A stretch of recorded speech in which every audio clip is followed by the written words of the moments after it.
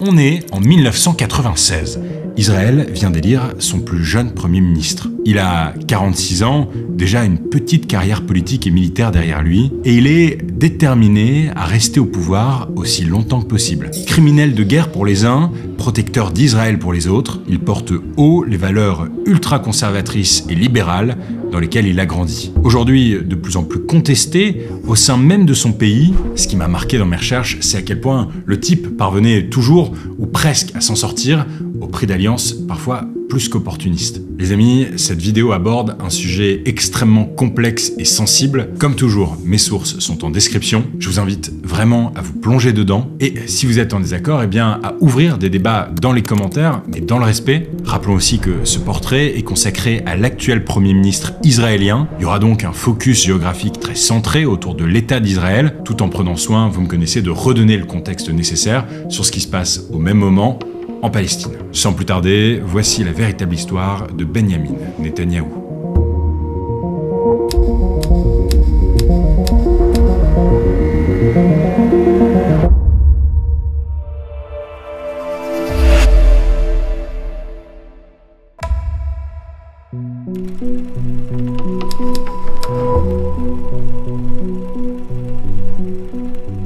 « 21 octobre 1949, Tel Aviv. C'est dans le quartier pauvre de Talpiot, au sud-est de Jérusalem, que naît Benyamin Netanyahou. Il est le deuxième fils d'une fratrie de 3. Sa mère, Tzila, est mère au foyer, et son père, Benzion, est historien acquis aux idées de l'extrême droite ultra-nationaliste et fervent supporter de la colonisation. Le salaire de Benzion permet à toute la petite famille de vivre confortablement, et le père de Benyamin tient ses idées politiques de son propre père, Nathan Mileikowski, qui est rabbin. Mileikowski, le grand-père de Benyamin donc, écrit régulièrement pour des journaux hébreux sous le nom de plume Netanyahou, qui veut dire le don de Dieu en hébreu. Benzion, le père de Benyamin, va donc choisir de porter ce nom de plume qu'utilise son père et devenir Benzion Netanyahou. Dès sa naissance, tout le monde surnomme le petit Benyamin Bibi. Le garçon baigne dès sa plus tendre enfance dans une idéologie politique très forte, puisque son père et son grand-père appartiennent à ce qu'on appelle le révisionnisme. C'est le courant le plus réactionnaire du sionisme. Et pour ceux qui ne le savent pas encore, le sionisme, c'est cette doctrine, ce mouvement politique qui soutient la création d'un État juif en terre d'Israël. On est donc en 1949 et Benyamin fait partie de ce qu'on appelle la première génération des enfants d'Israël, puisque l'État hébreu a été créé tout juste un an auparavant, en 1948. Bon, alors l'ambition de cette vidéo, c'est ni de raconter la naissance de l'État d'Israël, ni de refaire l'entièreté de l'histoire du conflit israélo-palestinien. Mais je pense que c'est important de vous donner 2-3 éléments de contexte pour bien comprendre cette histoire. On remonte quelques années auparavant, on est à la fin de la Seconde Guerre mondiale, 6 millions de juifs ont été tués par les nazis, c'est ce qu'on appelle la Shoah. Rendez-vous compte, ça représente 2/3 des juifs d'Europe et 40% des juifs qui vivaient dans le monde à ce moment-là. La Shoah restera sans aucun doute l'une des périodes les plus sombres de notre histoire. Face à cette horreur, de nombreux juifs décident d'émigrer vers la Palestine, qui est déjà, à l'époque, un foyer juif. En fait, dès la Première Guerre mondiale, le gouvernement britannique avait promis aux juifs de son pays un foyer national en Palestine. Et c'est à cette époque que naît le sionisme. Et puis, je me dois de rappeler aussi que l'antisémitisme, la haine des juifs, est profondément ancré en Europe, et ce depuis des siècles, et avait déjà poussé de nombreux juifs à s'établir en Palestine. Alors pourquoi cette terre ? Eh bien parce que cette terre correspond, dans la tradition juive, à la terre promise par Dieu à Abraham, qui est le père du judaïsme, et à ses descendants. Avec ces nouveaux arrivants, la tension monte dans la région entre les juifs et les arabes, et les attentats s'intensifient. À l'époque, la zone est sous mandat britannique, et Londres est un peu dépassée. Ils essaient de mettre en place des quotas pour réguler l'immigration, mais ça marche pas vraiment. Plus de 7000 juifs parqués près de Famagouste attendent là que leur sort soit réglé en même temps que celui de la Palestine. Venus de toute l'Europe pour trouver un peu de paix en terre promise, refoulés en y arrivant, aujourd'hui parqués derrière des barbelés, ils continuent d'espérer. Londres finit ainsi par demander de l'aide à l'ONU, l'Organisation des Nations Unies, qui vient d'être créée et qui va établir un plan de partage du territoire. D'un côté, on aura un État juif, Israël, de l'autre un État arabe, la Palestine, et au milieu, Jérusalem, sous contrôle international. La décision est plutôt bien accueillie par la communauté juive, mais du côté arabe, elle est massivement rejetée. En Palestine, la situation s'est brusquement dramatisée. La population arabe s'est violemment émue de la décision de l'ONU tendant à partager la Palestine entre juifs et arabes. Alors pourquoi la population arabe rejette cette décision de l'ONU? Eh bien parce qu'en 1947, en Palestine, on compte 1 300 000 Arabes et 600 000 Juifs. Or, le plan de l'ONU prévoit que l'État juif récupérerait 55% du territoire, donc plus de la moitié, alors même qu'ils sont 2 fois moins nombreux. L'inverse aurait pu avoir du sens, 2 fois plus nombreux, donc 2 fois plus de territoire, mais là, les Arabes estiment qu'on leur vole leurs terres. Mais rien n'y fait, la décision de l'ONU est signée, et le 14 mai 1948, sans que la communauté arabe ait donné son accord, Ben Gourion, l'un des leaders du mouvement sioniste, proclame la création de l'État d'Israël. Dès le lendemain du discours de Ben Gourion, la Ligue arabe, qui comprend plusieurs pays dont l'Égypte, l'Irak, le Liban, la Jordanie ou encore la Syrie, déclare la guerre à Israël. C'est ce qu'on va appeler la première guerre israélo-arabe, et elle va durer 1 an, jusqu'en mars 1949, quelques mois tout juste avant la naissance de Benyamin Netanyahou. Grâce à son armée extrêmement bien préparée, et surtout la désorganisation de celle d'en face, le tout jeune État hébreu sort victorieux de cette première guerre. Israël annexe la moitié ouest de Jérusalem, une ville pourtant sous contrôle international, ainsi qu'une grande partie des territoires attribués par l'ONU aux Palestiniens en 1948. C'est le début de ce que les Palestiniens vont appeler la Nakba, la catastrophe en arabe. Plus de 700 000 Palestiniens sont forcés à l'exil, en Jordanie ou en Syrie par exemple. La guerre se termine alors et la région ne compte désormais que 2 territoires sur lesquels Israël n'a pas la main mise, la bande de Gaza, contrôlée par l'Égypte, et la Cisjordanie, sous contrôle jordanien. C'est donc dans ce contexte ultra tendu que naît Benyamin Netanyahou le 21 octobre 1949. Mais finalement, le jeune Bibi va grandir assez loin de tout ça. Puisqu'en 1956, son père, Benzion, est muté aux États-Unis, en Pennsylvanie, pour enseigner à la fac. Benyamin a alors 8 ans et la petite famille va faire pas mal d'allers-retours entre les États-Unis et Israël avant de s'installer durablement à Philadelphie, aux US donc, en 1963. Au lycée, Benyamin et son frère aîné, Jonathan, qu'on surnomme Yoni, rejoignent le club de débat, ils jouent aux échecs, ils jouent au foot, mais les fils Netanyahou se sentent un peu à contre-courant de cette culture nord-américaine qui n'a, il faut le dire, pas grand-chose à voir avec leur Israël d'origine. Leurs parents sont souvent absents et le grand Yoni est un vrai modèle pour le petit Bibi. C'est le grand frère prodigue, la fierté de la famille. En août 1964, Yoni retourne en Israël pour effectuer son service militaire comme parachutiste. La séparation est dure, mais Benyamin et lui s'envoient de nombreuses lettres, même à distance, les 2 frères restent inséparables, au point que, sans le savoir, Yoni ne va pas tarder à précipiter le destin politique du jeune Benyamin.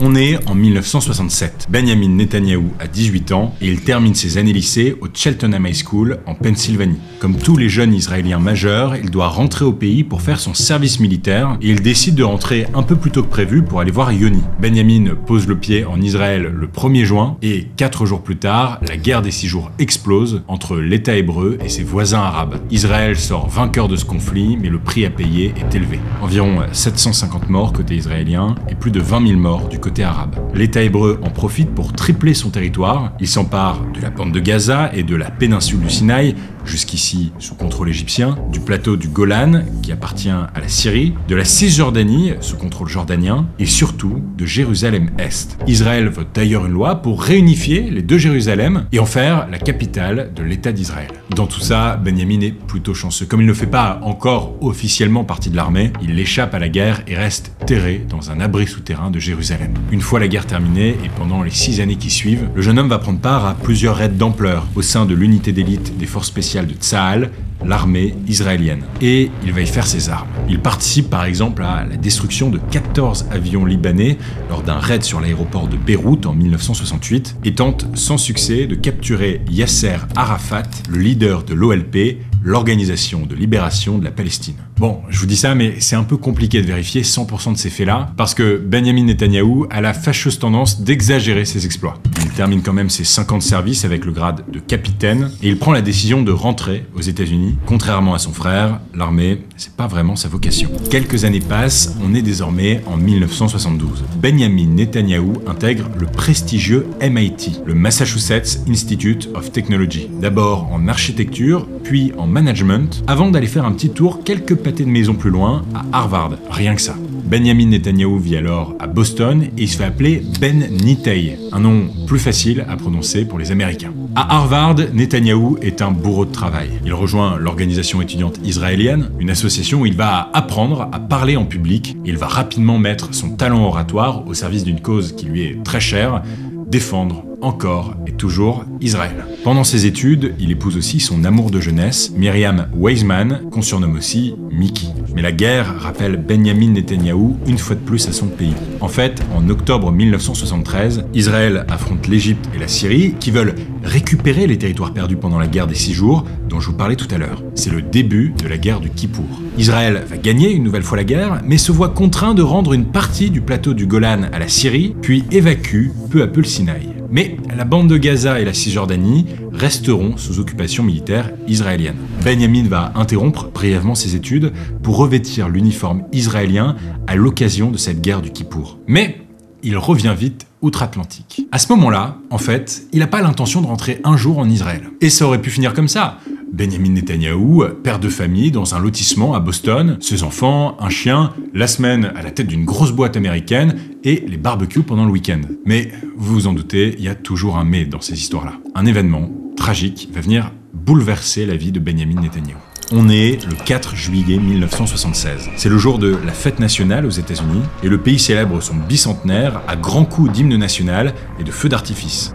11 000 km de là, une opération militaire israélienne est en cours pour libérer les otages d'un vol Air France détourné vers l'Ouganda. Le raid est une réussite, presque tous les otages sont sauvés et tous les terroristes sont décimés. Mais un officier israélien perd la vie, un seul, et quand il entend son téléphone sonner, Benjamin Netanyahou sait ce qu'on va lui annoncer. Yoni a été tué. Son grand frère extraordinaire, comme il le décrit dans son autobiographie, celui qui l'a toujours soutenu et conseillé, est mort pendant l'assaut. Cette perte marque un tournant décisif dans la vie de Benjamin et c'est ce qui va véritablement amorcer son destin politique. Yoni faisait la fierté de ses parents, Benjamin doit combler un vide, porter haut le nom de la famille et défendre Israël à tout prix. Avant même d'occuper une réelle fonction politique, c'est sur le terrain médiatique américain que Benjamin va faire parler de lui sous son nom outre-Atlantique, Ben Nitei. On est en 1978, il a alors 29 ans et travaille comme économiste pour le cabinet de conseil BCG, Boston Consulting Group. Pendant un débat télévisé, il s'oppose fermement à toute création d'un État palestinien. The Palestinians themselves, in the Palestinian National Covenant, the very first article, say that the people of Palestine, quote, are part of the Arab nation. Well, let's look at the Arab nation. It has 21 states, an area roughly the size of the United States, and 1/6 of the entire world's wealth. Now add to that the fact that there already exists a Palestinian state, and that is Jordan, 60% of whose population is Palestinian. So what we're talking about is a demand for a 22nd Arab state and a second Palestinian state. Netanyahou s'exprime dans un anglais parfait et capte son auditoire avec une assurance déconcertante. Et son discours, c'est en fait celui de son père, Benzion, qui, souvenez-vous, prenait déjà l'idée que les Israéliens devaient prendre les armes pour créer un État juif en Israël. En parallèle, à ce moment-là, Ben connaît ses premiers déboires amoureux. Mickey, son amour de jeunesse, vient de le quitter après 6 ans de mariage. Elle a découvert qu'il l'a trompée alors qu'elle était enceinte. Sa maîtresse, c'est Fleur Cates, une citoyenne britannique qui n'est même pas juive.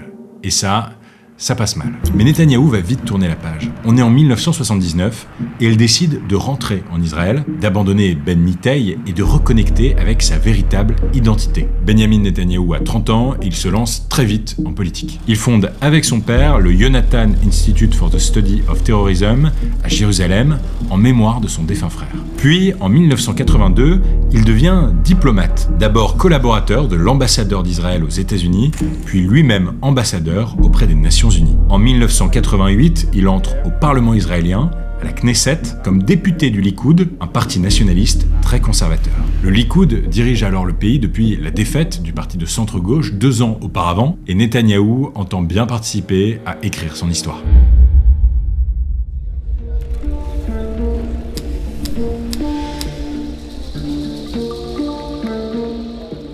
Le jeune député conservateur Benjamin Netanyahou entre au gouvernement israélien en 1990 comme vice-ministre de Yitzhak Shamir, le premier ministre israélien. On est quelques temps après le début de ce qui sera appelé la première intifada qui va durer 6 ans. Intifada, c'est un mot qui veut dire soulèvement en arabe, et il y en a eu deux dans l'histoire. Une de 1987 à 1993 et l'autre de 2000 à 2005. Les intifadas, ce sont des soulèvements contre l'occupation israélienne de la part des populations palestiniennes qui ont lieu dans les territoires occupés de la bande de Gaza et de Cisjordanie. Leur revendication, la création d'un État palestinien indépendant. D'ailleurs, c'est pendant la première intifada de 1987 que naît le mouvement du Hamas, un mouvement islamiste et nationaliste considéré comme une organisation terroriste par l'Union européenne et beaucoup de pays qui préconise la lutte armée et s'oppose à toute paix avec Israël. Ces intifadas feront des milliers de morts, aussi bien militaires que civils. Bon, mais pour être honnête, Benyamin Netanyahou n'a pas vraiment de pouvoir à ce moment-là.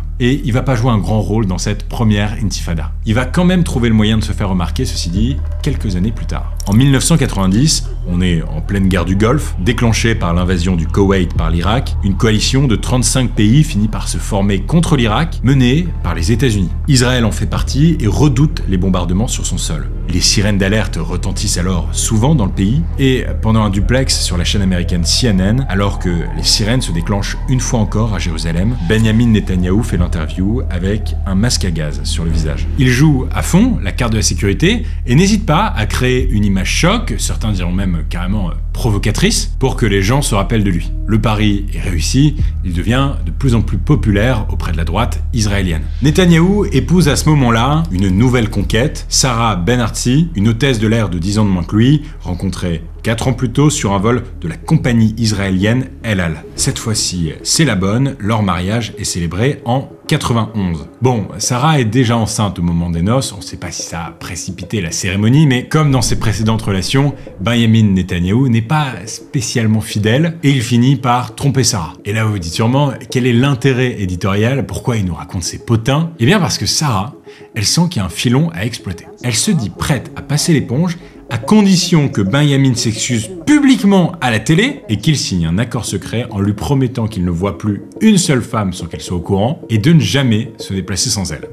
C'est radical, mais efficace. Selon les médias israéliens, elle aurait depuis son mot à dire sur les affaires politiques et un contrôle majeur sur les finances du couple. Bon, mais je reviens quand même sur le contexte politique de la région. Avec la guerre du Golfe et la première intifada toujours en cours, les tensions entre l'État hébreu et les dirigeants palestiniens sont à leur comble et la paix semble de plus en plus loin. Mais en 1993, l'espoir renaît. En fait, le premier ministre israélien du parti centre-gauche de l'époque, qui s'appelle Yitzhak Rabin, va jouer une carte maîtresse que personne n'avait vu venir. Depuis quelque temps, il négociait en secret des accords de paix avec Yasser Arafat, le président de l'OLP, l'Organisation pour la libération de la Palestine. Imaginez.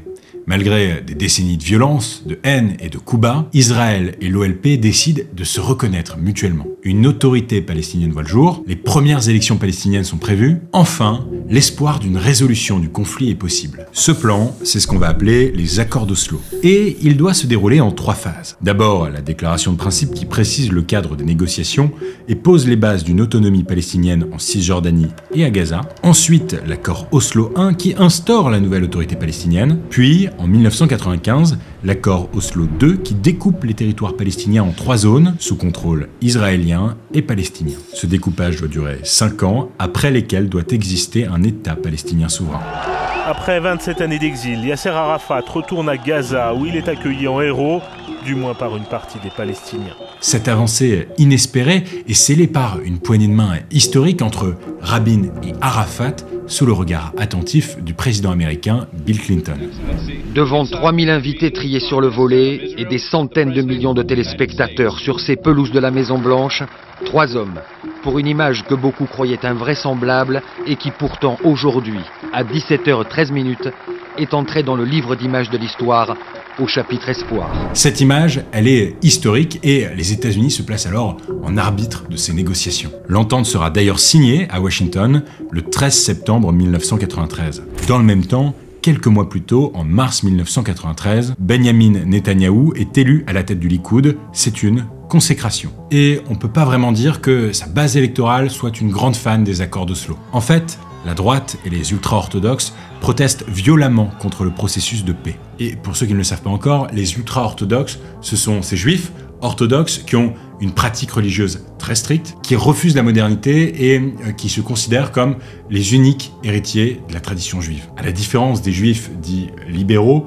qui ont une approche plus moderne du judaïsme et une philosophie peut-être plus compatible avec le monde d'aujourd'hui. Netanyahou va surfer sur ce rejet de sa base avec des discours toujours plus virulents. Le leader du Likoud est d'ailleurs accusé d'avoir attisé la haine envers Yitzhak Rabin, le premier ministre israélien, notamment lors d'un discours contre les accords prononcés en 1995. Dans la foule de ses partisans, certains brandissent des pancartes de Rabin habillés en nazi, d'autres scandent « À mort Rabin ».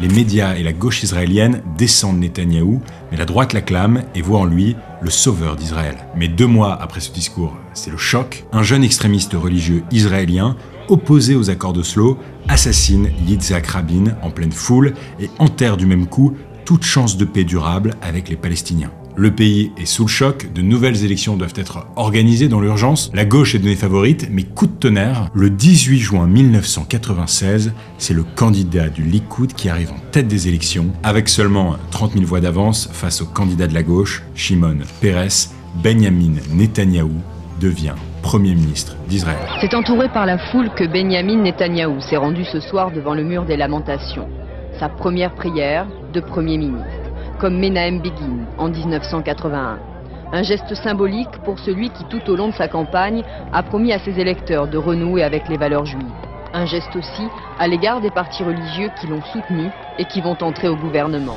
Il apparaît alors comme un ovni, un jeune premier qui n'a pas sa langue dans sa poche. À 46 ans, Benjamin Netanyahou devient le plus jeune Premier ministre israélien. Il veut marquer le coup et va mener une politique ultra-libérale à l'américaine, et surtout, il va s'employer à enterrer méthodiquement les accords d'Oslo. Là où beaucoup voyaient en ces accords l'espoir d'une coexistence après 7 ans d'intifada, Netanyahou n'y voit qu'une menace à la sécurité du pays. Devant les médias, le nouveau Premier ministre israélien assure qu'il veut œuvrer en faveur de la paix. Mais en off, c'est tout le contraire. Il relance la colonisation en Cisjordanie malgré les nombreuses condamnations de l'ONU, et en septembre 1996, il autorise même la construction d'un tunnel sous l'esplanade des mosquées à Jérusalem, le 3e lieu saint de l'islam, aussi connu sous le nom de Mont du Temple, qui est aussi le lieu le plus sacré du judaïsme. Netanyahou le sait, il met le feu aux poudres, et les violences qui s'en suivent vont faire une centaine de morts. Les États-Unis particulièrement sont très inquiets de voir le leader israélien détricoter progressivement tout leur travail diplomatique. On est en 1997 et l'administration de Bill Clinton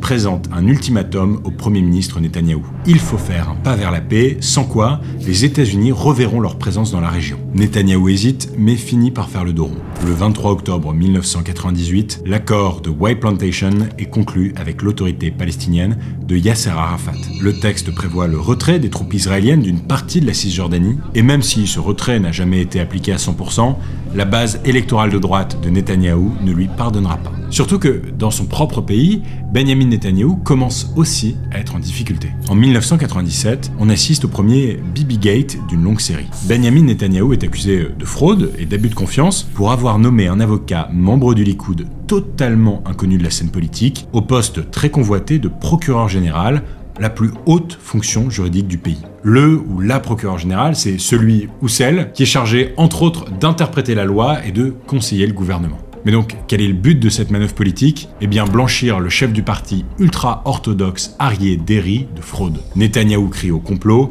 et ne sera finalement pas inquiété, faute de preuves suffisantes. Mais ça lui coûtera quand même les élections de 1999, au profit du travailliste Ehud Barak. Sonné, l'ex-premier ministre se retire alors de la vie politique, quitte la tête du Likoud et entame une longue traversée du désert. Pendant 3 ans, c'est simple, il disparaît des radars. Et vous allez le voir, son retour sur le devant de la scène politique va être fracassant.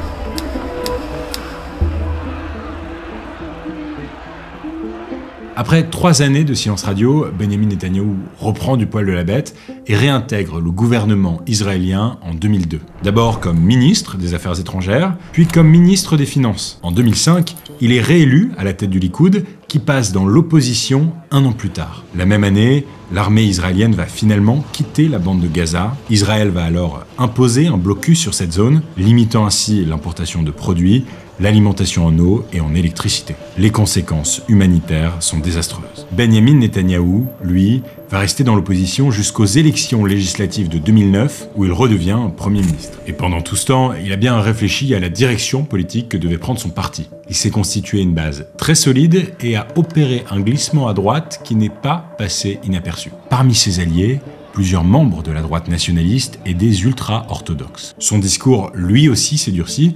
Il ne pense plus qu'à une seule chose, éradiquer le Hamas qui a depuis pris le pouvoir sur le territoire palestinien. Cette même année, en 2009 donc, de l'autre côté de l'Atlantique, un nouveau président américain vient d'être investi. Et c'est pas vraiment ce qu'on pourrait appeler un bon camarade pour Benyamin Netanyahou. Barack Obama, le démocrate, prône plutôt la solution à deux États. Donc le fait qu'un État israélien et un État palestinien puissent coexister. Obtenir la paix au Proche-Orient est d'ailleurs un des objectifs de son mandat. Et Netanyahou va bien lui rendre. Pendant tout le mandat Obama, le Premier ministre israélien va se mettre sur son chemin. Obama veut négocier avec l'Iran pour limiter la mainmise du pays sur l'arme nucléaire. Netanyahou se rend au Congrès américain pour s'y opposer. Obama veut un gel de la colonisation. Netanyahou relance la construction de logements pour les Israéliens sur le sol palestinien, alors même qu'il avait promis le contraire quelques mois plus tôt. I'm committed not to build new settlements. I'm committed not to expropriate additional land for existing settlements. Bon, même si les relations entre Obama et Netanyahou ne sont pas, comme on pourrait dire, au beau fixe, le Premier ministre israélien n'oublie pas que son pays a besoin des États-Unis,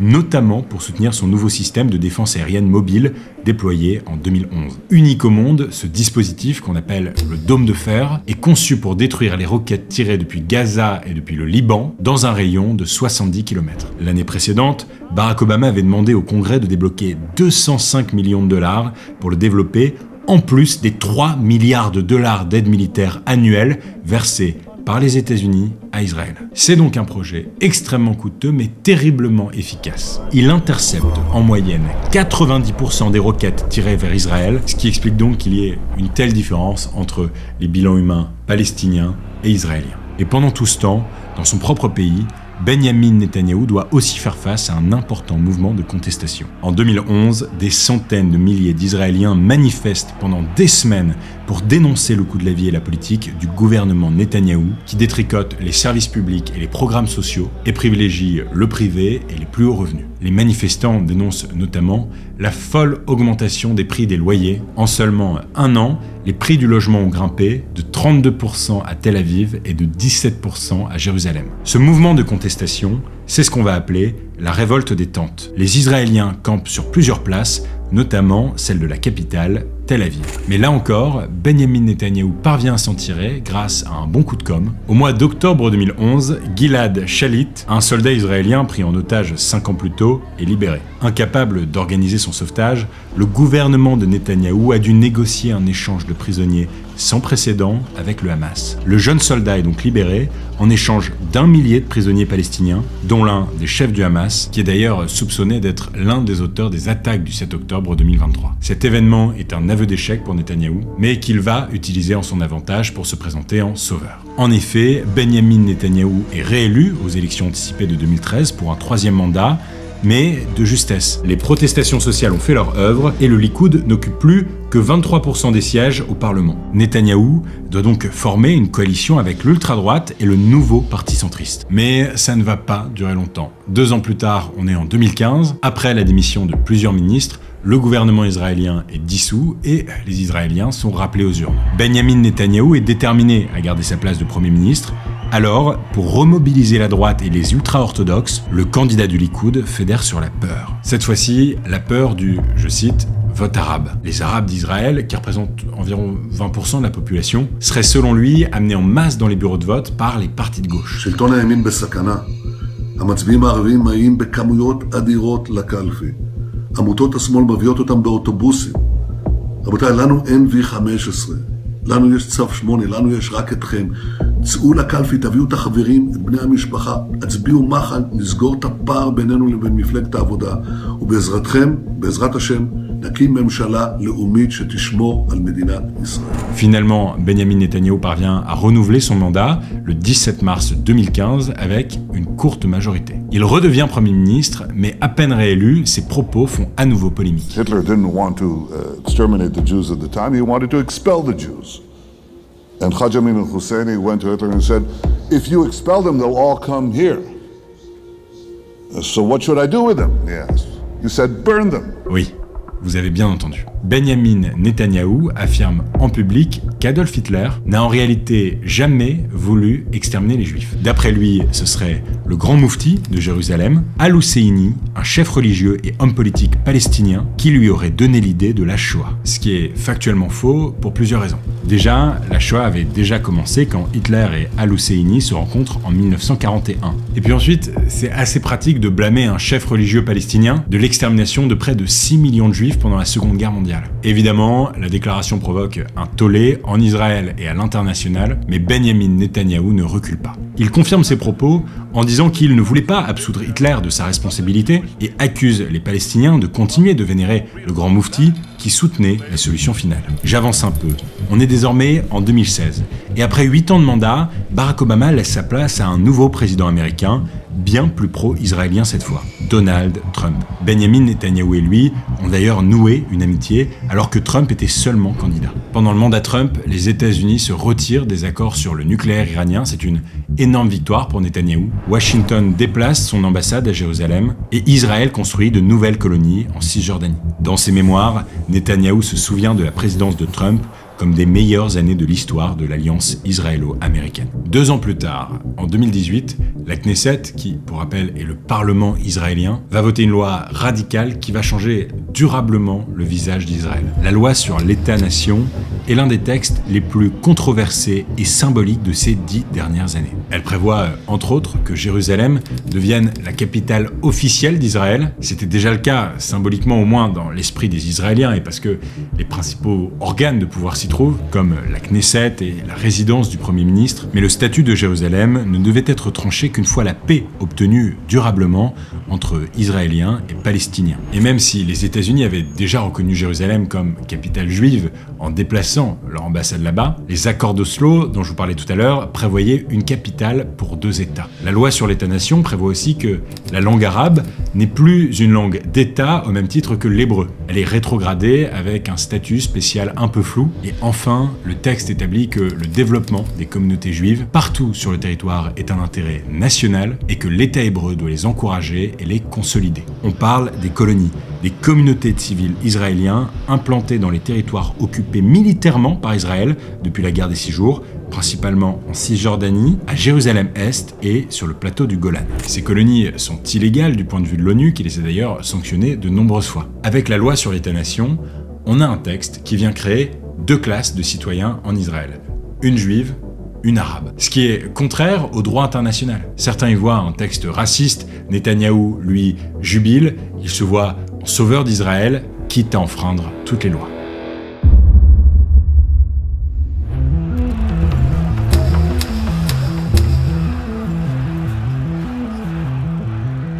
À la fin des années 2010, Benyamin Netanyahou enchaîne les controverses en Israël. En 2019, la police israélienne recommande même sa mise en examen dans 3 affaires de corruption, de fraude et d'abus de confiance. Pendant 10 ans, le Premier ministre aurait accepté des cadeaux de la part de 2 milliardaires, plus de 200 000 € de champagne, de cigares et de bijoux, et même des places pour un concert de Mariah Carey. Le tout en échange de divers services politiques. Il aurait aussi conclu un accord avec le patron du quotidien le plus diffusé en Israël pour qu'il lui soit plus favorable en échange d'un coup de pouce pour réduire l'influence de son principal concurrent. Le 28 février 2015, le procureur général d'Israël révèle le rôle de Benyamin Netanyahou dans l'affaire Bezek-Walla. À l'époque, il vient de limoger l'ex-ministre des Communications et se nomme lui-même à ce poste, en plus de sa casquette de Premier ministre. Son nouveau cabinet ralentit la réforme du marché de l'Internet, qui prévoit d'instaurer plus de concurrence pour améliorer la performance, ce qui profite beaucoup au principal fournisseur de télécommunications, Bezek, dirigé par un certain Shaul Elovitch. Résultat, Internet rame en Israël, mais en échange, la famille Netanyahou bénéficie d'une couverture médiatique favorable de la part du site d'information Walla,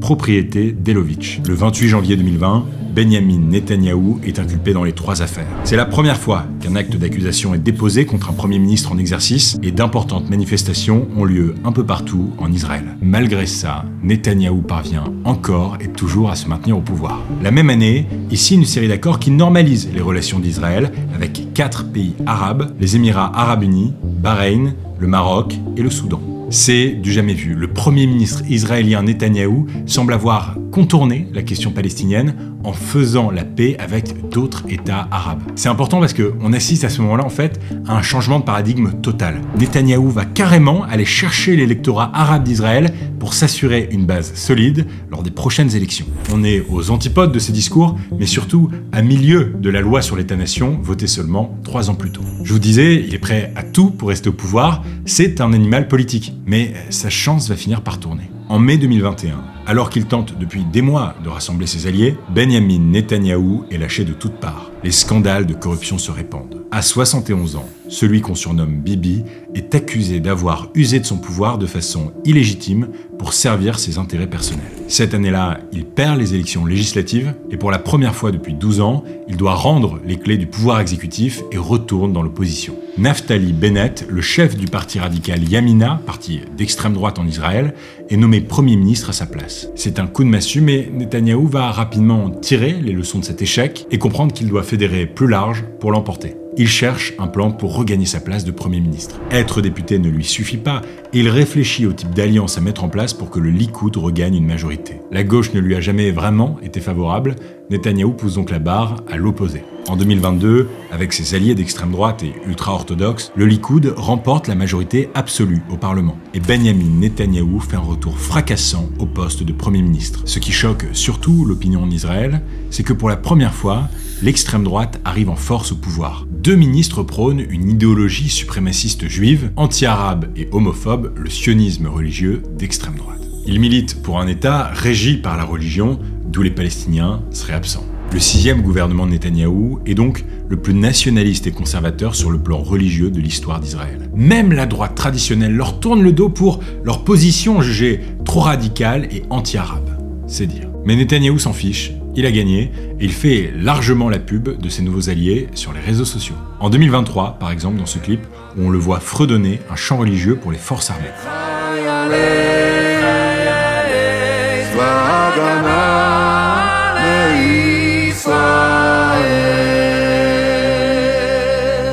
ייתן אדוני את אויבינו הקמים עלינו, ניגפים לפניהם.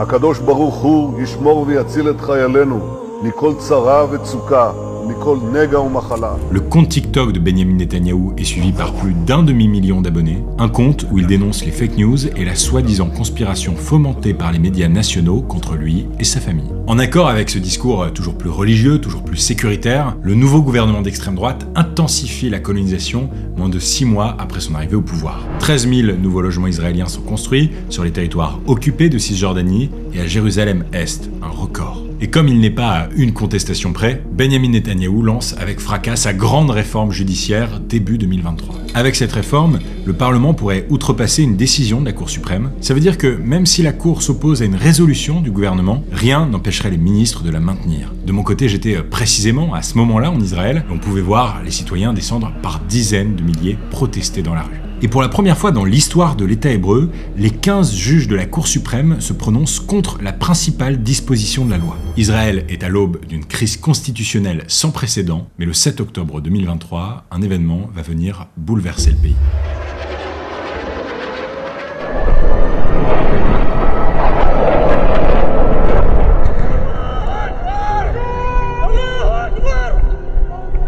Le 7 octobre 2023, le Hamas déclenche l'attaque terroriste déluge d'Al-Aqsa sur le territoire d'Israël.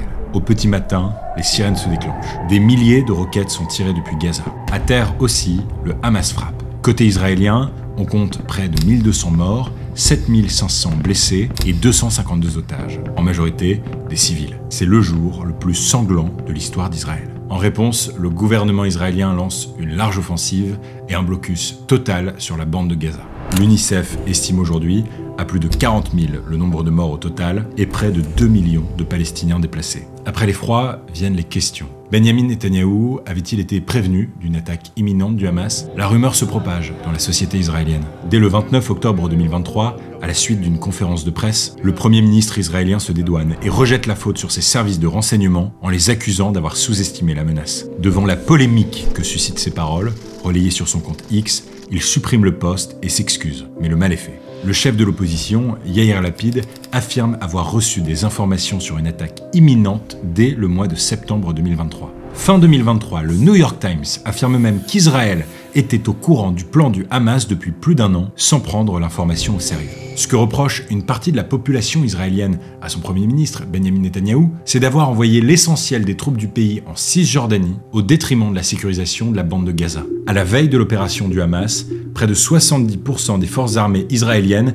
étaient stationnées en Cisjordanie pour protéger les colons. Benyamin Netanyahou est aussi pointé du doigt depuis des années pour sa politique plus qu'ambivalente avec le Hamas. Alors qu'il dit vouloir détruire l'organisation terroriste, Israël aiderait officieusement le Hamas pour empêcher la création d'un État palestinien. Avec l'accord des Israéliens, le Qatar a même fait passer 15 millions de dollars dans des valises direction Gaza pour payer les fonctionnaires du Hamas. Aujourd'hui, Netanyahou est dans l'œil du cyclone. En plus de sa guerre contre le Hamas qu'il n'arrêtera sous aucun prétexte, il doit affronter le procureur de la Cour pénale internationale qui a requis un mandat d'arrêt contre lui pour crimes de guerre et crimes contre l'humanité présumés dans la bande de Gaza. Dans les rues de Tel Aviv, les manifestants n'en finissent plus de réclamer son départ, de nouvelles élections et un accord de cessez-le-feu avec le Hamas pour libérer les derniers otages israéliens. L'histoire de Benyamin Netanyahou, c'est l'histoire de l'un des hommes politiques les plus controversés au monde. Passé d'une figure du sauveur de l'État d'Israël à celle de criminel de guerre prêt à tout pour détruire le Hamas, quitte à massacrer des dizaines de milliers de Palestiniens. C'est l'histoire d'un stratège arrivé en politique par un coup du destin et qui s'y est maintenu avec une seule obsession en tête, rester au pouvoir à tout prix et défendre toujours l'État d'Israël. C'était l'histoire de Benyamin Netanyahou. Les amis, merci d'avoir regardé cette vidéo que je voulais faire depuis longtemps et que vous m'avez beaucoup réclamé dans les commentaires. Je vous invite à prêter une grande attention sur ce qui se passe actuellement à Gaza. La situation est effroyable et j'ai une pensée évidemment pour tous les otages maintenus encore en captivité. Mon rôle sur cette chaîne, c'est de faire de l'information la plus factuelle possible. Et je voulais vous donner cet éclairage sur le Premier ministre israélien qui est devenu l'un des 3 noms qu'on entend le plus dans la presse. Pensez à vous abonner si ce n'est pas encore fait, ça permet de soutenir mon travail et de faire en sorte que je puisse produire plus de vidéos comme celle-là. Et au quotidien, je vous donne rendez-vous sur Instagram. C'était Gaspard G, à très vite.